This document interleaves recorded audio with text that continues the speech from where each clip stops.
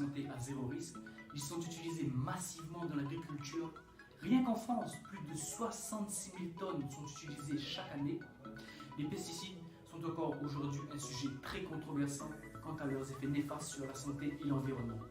Afin de comprendre ces impacts, on va suivre notre envoyé spécial, Seya Ayadi, pour nous éclairer un peu plus sur ce sujet tabou.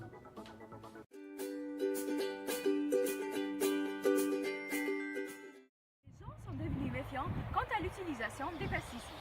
Ces derniers sont des composés chimiques dotés de propriétés toxicologiques afin de lutter contre les organismes nuisibles. Mais on se pose la question si ces derniers sont vraiment nécessaires pour le développement des plantes. En réalité, non.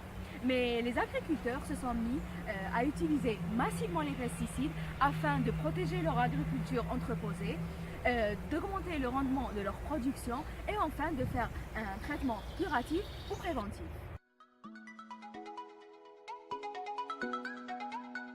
Utilisé massivement, on pense directement au glyphosate.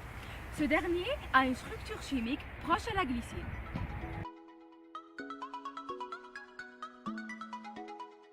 Le glyphosate, c'est un herbicide total, c'est-à-dire qu'il ne fait pas la différence entre les bonnes et les mauvaises herbes. En présence d'une quantité suffisante de glyphosate, l'enzyme qui canalise la synthèse des acides aminés aromatiques est inhibée et ça conduit à la mort de la plante.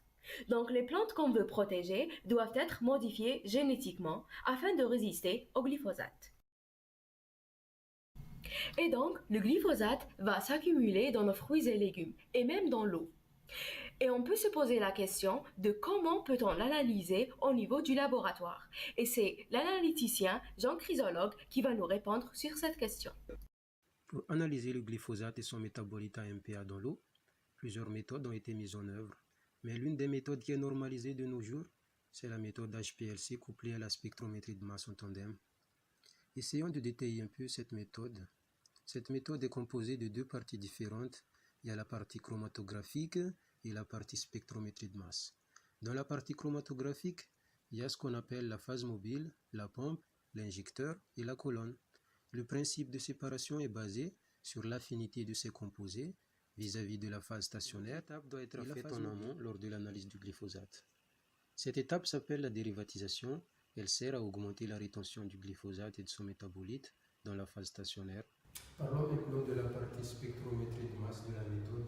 En sortie de colonne, nos composés seront ionisés par une source qu'on appelle électrospray pour former l'ion précurseur qui sera analysé par le premier analyseur.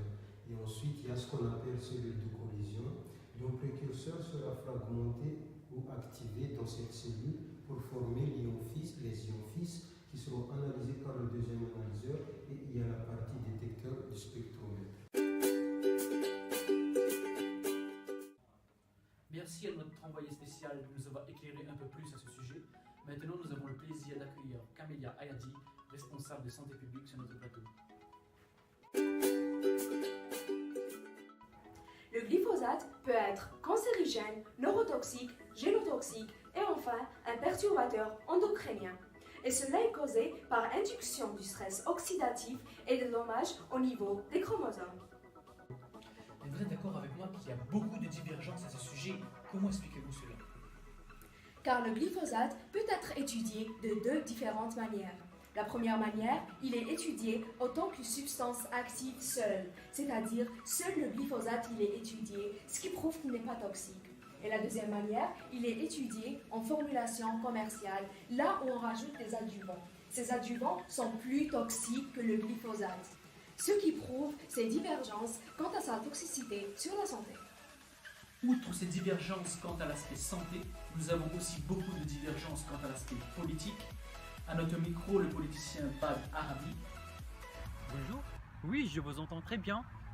Vu la divergence sur le plan politique concernant l'utilisation de glyphosate, le président Emmanuel Macron a tweeté sur son compte dernièrement l'interdiction de ce produit. Pourtant, l'Assemblée nationale a voté contre cette loi. Ça peut s'expliquer par des raisons économiques, en attendant de trouver une alternative plus durable et plus écologique. Je vous remercie. Après avoir pesé le pour et le contre, maintenant la balle est dans votre camp, à vous de jouer. Et merci de nous avoir suivis pour ce nouveau numéro de Santé à zéro risque et à la prochaine pour un nouveau numéro. Ciao.